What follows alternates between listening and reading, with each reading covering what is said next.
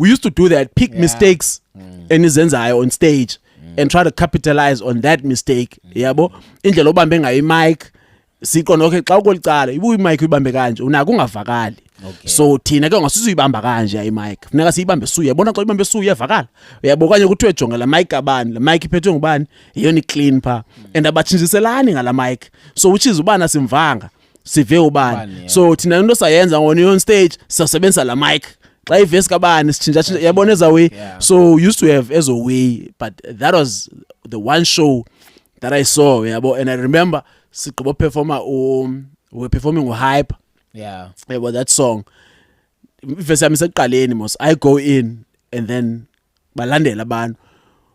I stood back for a minute. Yabo.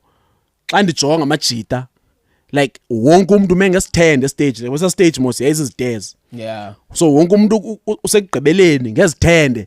Yabo wonke umuntu like you can see by say bafuna uba close kwi fans yabo.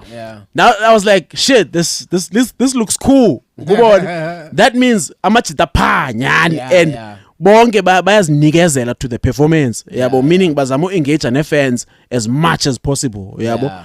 So that was that. I think iBackyard was that moment yabo.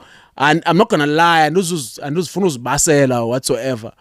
I never zange ndibone enye show where I felt like awubani nobani yabo. I really felt iBackyard was the competition yabo at that time.